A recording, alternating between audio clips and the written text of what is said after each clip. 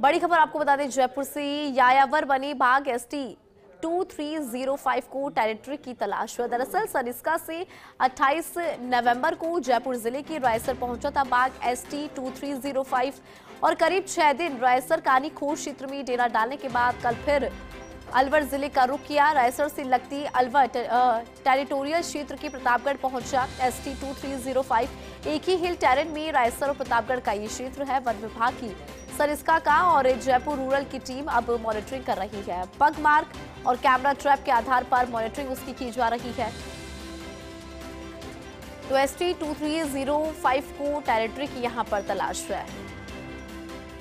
जानकारी आपको दे दें, करीब 6 दिन रायसर कानी खोर क्षेत्र में डेरा डालने के बाद फिर अलवर का रुख उसने किया है। रायसर से लगता अलवर टेरिटोरियल क्षेत्र का प्रतापगढ़ पहुंचा है अब एसटी 2305। वन विभाग की सरिस्का और जयपुर रूरल की टीम अब मॉनिटरिंग कर रही है। जो उसके पग मार्क है और कैमरा ट्रैप के आधार पर यहां पर मॉनिटरिंग हो रही है। तो एसटी 2305 को टेरिटरी की यहां पर तलाश।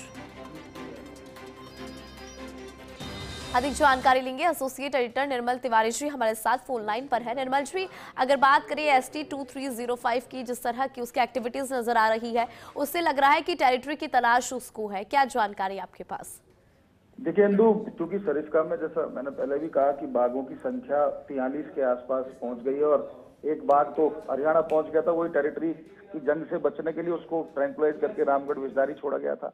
अब उसके बाद 2305 की हम बात करें तो ये भी पिछले 28 नवंबर को रात को ये सरिस्का से चलता हुआ जयपुर जिले की रायसर रेंज पहुंचा, जहां दांतरी नाके के पास जो कानी खोर जगह है वहां पर इसने अपना डेरा डाल रखा था। करीब 6 दिन वहां रुकने के बाद अब एक बार फिर ये कल यहाँ से अलवर के टेरिटोरियल में पहुंच गए प्रतापगढ़ क्षेत्र के अंदर। इधर फील्ड डायरेक्टर जो है सरिस्का के संग्राम सिंह कटियार और जयपुर के जो डीसीएफ ग्रामीण है ओम प्रकाश शर्मा, वो लगातार उनकी निर्देश पर दोनों जिलों की टीमें मॉनिटरिंग उसकी कर रही है, उसके पगमार्क के आधार पर, कैमरा ट्रैप के आधार पर।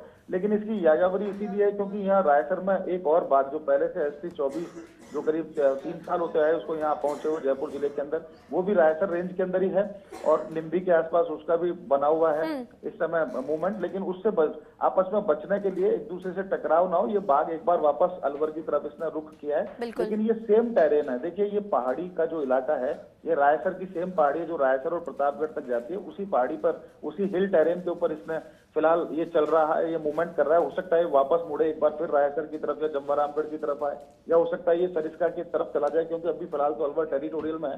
लेकिन इससे एक बात साबित होती है कि अलवर में जिस तरह से गांव का विस्थापन नहीं हो चुका सरिस्का में, तो जो बाघ है उसको जगह नहीं मिल पा रही अपनी टेरिटरी के लिए, और आपस में अगर वो दूसरे बाघ से उसका सामना होता है तो उनमें मृत्यु तक की संभावना होती है, एक बाघ की गंभीर घायल होने की संभावना बनी रहती है। तो उससे बचने के लिए जरूरी है कि गांव का विस्थापन शीघ्र किया जाए और साथ ही साथ इन बाघों के मैनेजमेंट को लेकर कोई प्लान बने, क्योंकि सरिस्का में लगातार बाघों की आबादी बढ़ रही है तो निश्चित तौर पर टेरिटोरियल फाइट हो सकती है, इंसान से उनका सामना हो सकता है। तो इन सबसे बचने के लिए कोशिश की जानी चाहिए। लेकिन फिलहाल तो ये अभी अलवर की तरफ रुख कर चुका है और इसकी लगातार इसकी मॉनिटरिंग की जा रही है। निर्मल जी, आप जैसा कि कह रहे हैं कि एक प्लानिंग की जरूरत है, एक प्लान बनना चाहिए, क्या लग रहा है अगर प्लान यहाँ पर बनता है तो कौन कौन से पॉइंट्स हैं जिनको ध्यान में रखकर ये प्लान यहाँ पर बनाया जाए, ताकि जिस तरह की एक्टिविटी अभी हो रही है और जिस तरह से वो टेरिटरी की तलाश कर रहा है उसको लेकर किस तरह से आप देखते हैं कि प्लान कैसे बनना चाहिए? देखिए इंदु, चूंकि सरिस्का से और हम जमवारामगढ़ तक की बात करें तो वैसे भी पहले ये नेचुरल माइग्रेटरी कॉरिडोर रहा है वाइल्ड एनिमल्स का, तो इसको दोबारा से विकसित भी किया जाना चाहिए। साथ ही साथ डिगोता क्षेत्र में जब एनक्लोजर बनाया जमवारामगढ़ के पास,